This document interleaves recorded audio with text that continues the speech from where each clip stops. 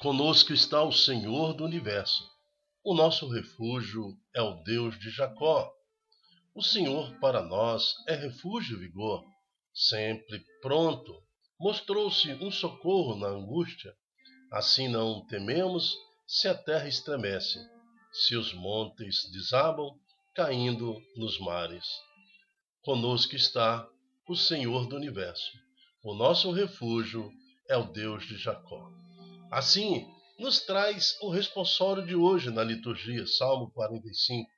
Se conosco está o Senhor do Universo, se Deus realmente é o nosso refúgio, então por que vamos temer alguma coisa?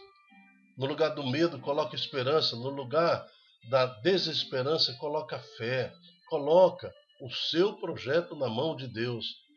Coloca suas intenções na mão de Deus. E cabe a Deus executá-lo da forma que ele achar que deve executar.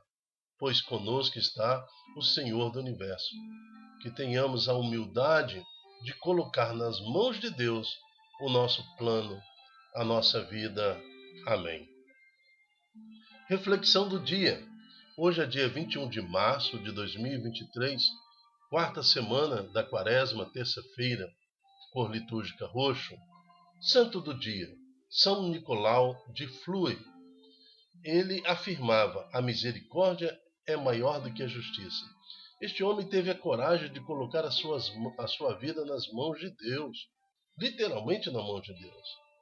Então ele abandonou tudo, abandonou o mundo, suas regras e tudo, e passou a viver da Eucaristia, a testemunhar Jesus. Por isso, na sua oração, ele fala: meu Senhor e meu Deus, afastai de mim tudo que me distancia de vós. Meu Senhor e meu Deus, concedei-me tudo o que possa me aproximar de vós. Meu Senhor e meu Deus, livrai-me de mim mesmo e permiti-me viver sempre na vossa presença. Amém. São Nicolau de Flue, rogai por nós. Estamos reunidos em nome do Pai, do Filho, do Espírito Santo. Amém. Primeira leitura está em Ezequiel, no seu capítulo 47, de 1 a 12. Naqueles dias, o anjo fez-me voltar até a entrada do templo, e eis que saía água da sua parte subterrânea em direção a leste, porque o templo estava voltado para o oriente. A água corria do lado direito do templo, ao sul do altar. Ele fez-me sair pela porta que dá para o norte, e fez-me dar uma volta por fora até a porta que dá para o leste, onde eu vi a água jorrando do lado direito. Quando o homem saiu na direção leste, tendo uma corda de medir na mão, mediu 500 metros e fez-me atravessar a água. Ela chegava aos tornozelos. Então, cada vez que o profeta ia se comprometendo com a graça do Senhor, aquela água ia subindo.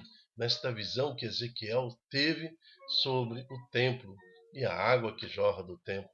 A água que jorra do templo, além de ser um fato profético, né, que acontece até em Israel nos dias de hoje, a água jorra misteriosamente, voltou a jorrar do templo e está crescendo em volume e quantidade a cada dia pelas nascentes que surgem, mas ali a visão mostra a Nova Jerusalém.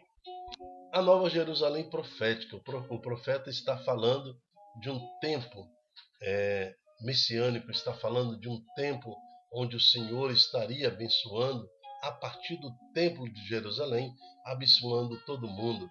A água é o compromisso, é o batismo em Jesus Cristo. E o profeta continua falando da sua visão. Mediu outros 500 metros e fez-me atravessar a água. Ela chegava-se aos meus joelhos. Mediu mais 500 metros e fez-me atravessar a água e chegava-me à cintura. Mediu mais 500 metros e era um rio que eu não podia atravessar, porque as águas haviam crescido tanto, que se tornaram um rio impossível de atravessar, a não ser a nado. Ele me disse: viste, filho do homem? Depois fez-me caminhar de volta pela margem do rio, voltando, e eu vi à margem muitas árvores, de um lado e do outro do rio. Então ele me disse: estas águas correm para a região oriental e descem para o vale do Jordão, desembocam nas águas salgadas do mar, e elas se tornarão saudáveis. Onde o rio chegar, todos os animais ali que se movem poderão viver. Haverá peixes em quantidade, pois ali desembocam as águas que trazem saúde, e haverá vida onde chegar o rio. Nas margens, junto do rio, de ambos os lados crescerá toda espécie de árvores frutíferas. Suas folhas não murcharão e seus frutos jamais se acabarão. Cada mês darão novos frutos, pois as águas que banham as árvores saem do santuário.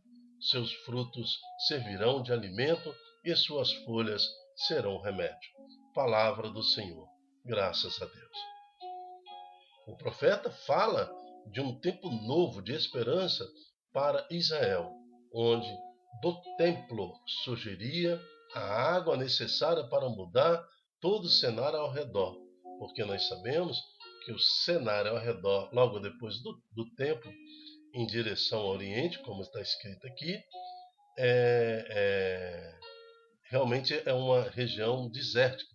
E esse mar é o Mar Morto, para onde tende a fluir essa água profética, né, que dá vida ao mar, que traz ao Mar Morto esperança. O Mar Morto pode ser o nosso coração, a nossa vida, todo esse cenário que nós vivemos neste mundo. Mas em Jesus Cristo tudo há de se transformar. E também, nesta visão profética, quando o profeta fala, se for constatar hoje, você vai ver que surge também em direção, como o profeta descreveu, por baixo do solo, está surgindo também esse fluxo de rio, né? Esse fluxo de uma água que surge do templo de Jerusalém, banhando toda a extensão até o Mar Morto.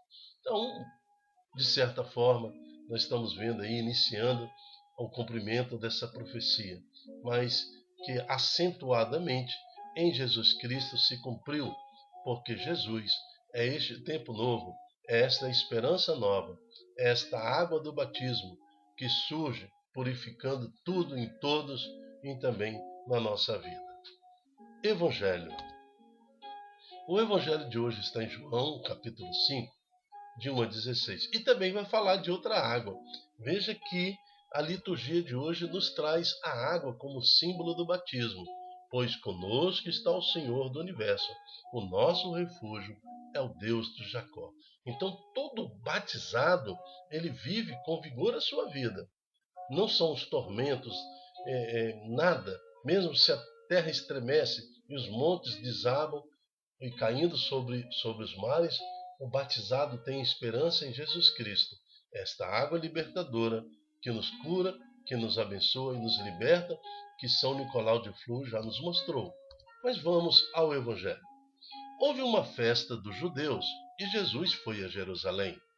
Existe em Jerusalém, perto da Porta das Ovelhas, uma piscina com 5 pórticos, chamado Betesda. Em hebraico, muitos doentes ficavam ali deitados, cegos, coxos e paralíticos. Esta piscina ela foi construída pelos romanos. Então, dentro desta realidade em Betesda, existia uma mistura de crença, né? O povo judaico e romano, que os romanos também influenciaram muito o povo judeu com as suas crenças helênicas, né? Trazendo esta realidade para a vida dos hebreus. Então, construída, era uma construção romana, ali que completava o cenário do templo, e eles tinham uma esperança de que um anjo agitava aquela piscina, e quem chegasse lá primeiro seria curado. Então vamos ao texto. De fato, um anjo descia de vez em quando e movimentava a água da piscina, e o primeiro doente que ali entrasse, depois de borbulhar a água, ficava curado de qualquer doença que tivesse. Aí se encontrava um homem que estava doente havia 38 anos. Então, nessa esperança de que um anjo agitava esta piscina, os doentes ficavam ali ao redor da piscina. E quando ela ajeitava, quem entrasse por primeiro seria curado de suas doenças. Talvez aquela piscina tivesse até alguma propriedade curativa. Outro fato também, alguns defendem a forma literal da Bíblia. A Bíblia tem todo o conhecimento de Deus, isso é irrefutável, não tem como combater isso. Mas também a Bíblia ela é escrita cheia de simbologia. Talvez o autor aqui estava respeitando a crença daquela época, porque nós sabemos que foi uma construção feita pelos romanos. E também dentro da crença romana, eles também ficavam lá na esperança de que o anjo lhes curava também. Então, o autor descreve o fato como ele é. Essa é uma versão. E por que borbulhava?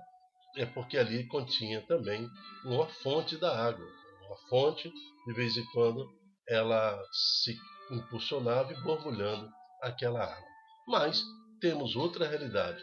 As pessoas que estavam ali ao redor da piscina tinham esperança da cura. Eles estavam ali atrás em busca de um milagre. É esse cenário que importa. E este homem está há 38 anos. Por coincidência, o mesmo tempo que o povo judeu ficou no deserto. Né?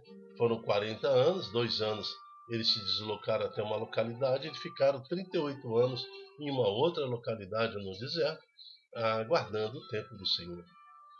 Jesus viu um homem deitado e, sabendo que estava doente há tanto tempo, disse-lhe: Queres ficar curado? Veja que Jesus foi buscar as pessoas em suas crendices. Veja que Jesus foi buscar, estava no local onde os romanos também tinham total influência com as suas crenças helênicas. Mas Jesus quer nos mostrar que, mesmo que as pessoas estejam no seu desespero, nos seus desvarios, se eles buscam Deus Todo-Poderoso, e se alguém lhe der estender as mãos e mostrar a verdadeira fonte da água pura que liberta, as pessoas serão libertadas. Então, quando Jesus pergunta neste cenário, né, que queres ser curado, o doente respondeu: Senhor, não tem ninguém que me leve à piscina quando a água é agitada. Essa resposta do paralítico para Jesus nos mostra a importância da catequese, a importância de estar servindo a Cristo, de participar dos encontros ou de serviços da nossa igreja, sendo um instrumento na mão de Deus pela igreja para evangelizar e resgatar almas. Quem poderá colocar essa pessoa que sofre, que se é um parente seu, um conhecido, diante do Senhor Jesus para ser curado? Senhor, não tem ninguém que me leve à piscina quando a água é agitada. Quando estou chegando, outro entra na minha frente. Jesus disse àquele paralítico: Levanta-te, pega a tua cama e anda.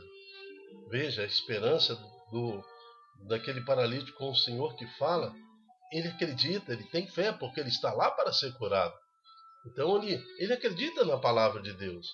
No mesmo instante, o homem ficou de pé. Ficou curado, pegou sua cama e começou a andar. Ora, esse dia era um sábado. Por isso os judeus disseram ao homem que tinha sido curado: É sábado, larga a tua cama, não te é permitido carregar a tua cama. Este homem, que acabara de ficar em pé depois de 38 anos, não hesitou. Ele respondeu-lhes: Aquele que me curou disse: Pega a tua cama e anda. Quando Jesus faz a nossa cura do espírito, da alma e do corpo, realmente nos transforma em pessoas que são capazes de andar. Pegar a sua cama e andar é realmente sair da prostração, sair do sentimento de derrota, é ter nova esperança na vida. Então lhe perguntaram: Quem é que te disse pega a tua cama e anda? O homem que tinha sido curado não sabia quem fora, pois Jesus se tinha afastado da multidão que se encontrava naquele lugar. Palavra da salvação. Glória a vós, Senhor. Que a exemplo de São Nicolau de Flui, nós possamos também pegar a nossa cama e andar. Foi o que ele fez, vivendo exclusivamente no Senhor. E que o salmo de hoje esteja na nossa vida. Conosco está o Senhor do Universo. O nosso refúgio é o Deus de Jacó. Eu me chamo Dilton Góes. O nosso projeto chama-se Ai de mim, se não evangelizar. Ai de mim, se eu também não colocar a palavra de Deus para aquele que se encontra paralítico hoje, entre aspas, né, na dependência total deste mundo, sofrendo, mas que possamos levar a água viva, a água da esperança, levar ao batismo aquelas pessoas que precisam. Santa é a vida do catequista, abençoada é a vida do catequista. Catequista em toda a extensão da catequese. Pode ser um pai, uma mãe, ou um parente que evangeliza dentro de casa, aquela pessoa que mostra Jesus para as pessoas que sofrem. Seja você também um profeta do Senhor, pois as graças de ser profeta são muitas, porque são abençoados os pés do mensageiro que leva paz, que leva a palavra de Deus. Participe desse momento de evangelização. Multiplique em suas redes sociais todas esta palavra, para que esta palavra possa alcançar agora um coração que se encontra à beira da piscina, pronto para entender e perceber que a agitação do anjo é a presença de Deus em nossas vidas. Amém. Até a próxima, se Deus quiser. Tchau, tchau.